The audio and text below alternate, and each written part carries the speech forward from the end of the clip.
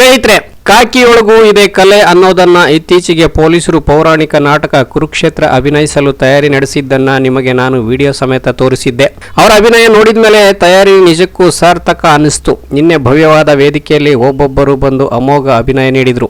ಹೌದು ವೀಕ್ಷಕರೇ, ಪೊಲೀಸರು ಅಂದ್ರೆ ಕೇಳಬೇಕಾ, ಅವರನ್ನ ಬೆಂಬಲಿಸುವ ಒಂದಷ್ಟು ಮಂದಿ ಇದ್ದೇ ಇರ್ತಾರೆ. ನಿನ್ನೆ ನಾಟಕ ಆರಂಭವಾದ ಕೂಡಲೇ ಅಲ್ಲಿಯೇ ಇದ್ದ ಕೆಲ ಯುವಕರು ಮಸ್ತ್ ಎಂಜಾಯ್ ಮಾಡೋದು ಕೂಡ ಕಂಡುಬಂತು. ಪಟಾಕಿ ಸಿಡಿಸಿ ಪಾತ್ರಧಾರಿಗಳಿಗೆ ಪ್ರೋತ್ಸಾಹ ನೀಡೋದು ಕೂಡ ಅಲ್ಲಿ ಕಂಡುಬಂತು.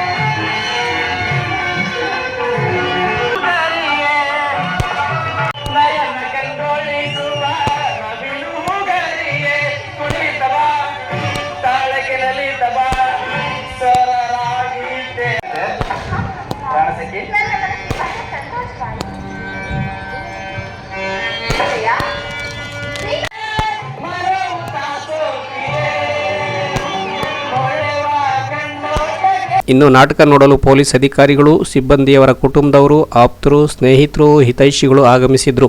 ಜೊತೆಗೆ ಎಸ್ಪಿ ಅಶೋಕ್ ಕೆ ವೆಂಕಟ್, ಜಿಲ್ಲಾ ಪಂಚಾಯತ್ ಸಿಇಒ ಪ್ರಭು, ಶಾಸಕ ಜ್ಯೋತಿ ಗಣೇಶ್ ಹಾಗೂ ಜಿಲ್ಲಾ ನ್ಯಾಯಾಧೀಶರು ಸೇರಿದಂತೆ ಸಿದ್ಧಗಂಗಾ ಮಠದ ಶ್ರೀಗಳ ಜೊತೆ ಕೆಲ ಸ್ವಾಮೀಜಿಗಳು ಕೂಡ ಆಗಮಿಸಿ ಶುಭ ಹಾರೈಸಿದ್ದು ಕೂಡ ಕಂಡುಬಂತು.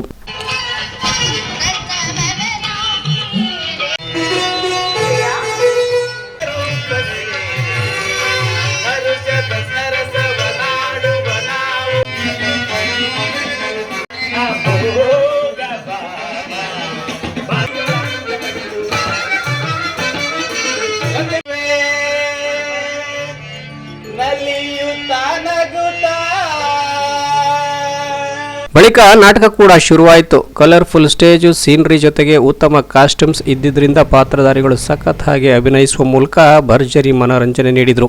ಯಾರ್ಯಾರು ಯಾವ ಪಾತ್ರ ಮಾಡಿದ್ರು ಅನ್ನೋ ಎಪಿಸೋಡ್ಸ್ ನಿಮ್ಮ ಮುಂದೆ ಶೀಘ್ರದಲ್ಲೇ ನಿರೀಕ್ಷಿಸಿ.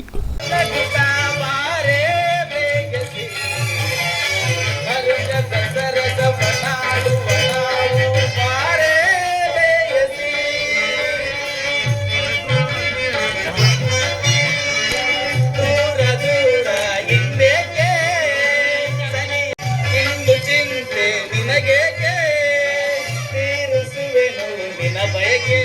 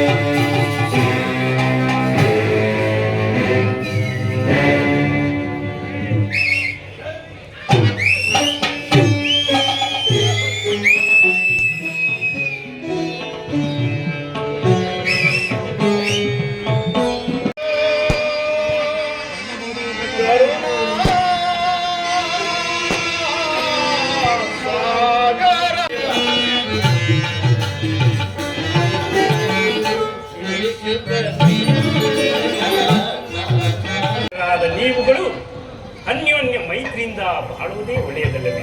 ನನ್ನ ಮಾತನ್ನು ಕೇಳು ಭಾವ, ಯುದ್ಧದ ವಿಚಾರವನ್ನ ಬಿಟ್ಟು ಬಿಡು. ನಿನ್ನ ಹಿತವಚನಗಳನ್ನು ಕೇಳಲು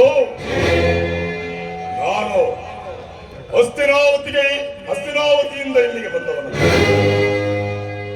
ಈ ಯುದ್ಧದಲ್ಲಿ ನೀನು ನಮ್ಮ ಪಕ್ಷವನ್ನು ವಹಿಸುವೆಯೋ ಇಲ್ಲೋ?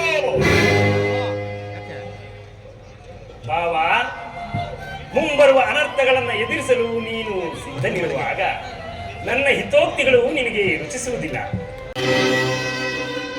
ಕೃಷ್ಣ, ನೀನು ಪರಮ ಕಪಟಿ, ಬಹುಪಕ್ಷ ಪಾಂಡವರೆಂದರೆ ನಿನಗೆ ಇಲ್ಲಿಲ್ಲದ ಮಮತೆ. ಅದರಲ್ಲೂ ಈ ಧೂರ್ತನಾದ ಪಾರ್ಥ, ಅವನನ್ನು ಕಂಡರೆ ನಿನಗೆ ಪಂಚಪ್ರಾಣ. ನಮಗೂ ನಿನಗೂ ಆಗಿ ಬರೋದಿಲ್ಲ. ಆದರೂ ಸಾಧಕವಿಲ್ಲ ಕೃಷ್ಣ. ಯುದ್ಧದಲ್ಲಿ ಆಯುಧಗಳನ್ನು ಹಿಡಿದು ಯಾರ ಪರವಾಗಿಯೂ ಹೋರಾಡುವುದಲ್ಲವೆಂದು ವಚನ ಕೊಟ್ಟಿರುವೆ. ವಚನ ಭ್ರಷ್ಟನಾದಿಯಾ? ಎಚ್ಚರ! ಮಾಡಿದ ಪ್ರತಿಜ್ಞೆಯನ್ನ ಮರೆಯುವುದು ಉಂಟೆ. ಅದರಲ್ಲೂ ನಿನ್ನ ವಿಚಾರದಲ್ಲಿ ನಾನು ಈ ಸದಾ ಎಚ್ಚರದಿಂದಲೇ ಇರುವೆನು. ನಡೆ ಭಾವ, ಸೈನ್ಯಕ್ಕೆ ಆಜ್ಞೆ ಮಾಡಬೇಕು. ಒಳಸಂಚು ಫಲಿಸಿದೆಂದು ಹಿಗ್ಗಬೇಡವೋ ಮಾಧವ. ಮುಂದೆ ಸಂಧಿಸೋಣ.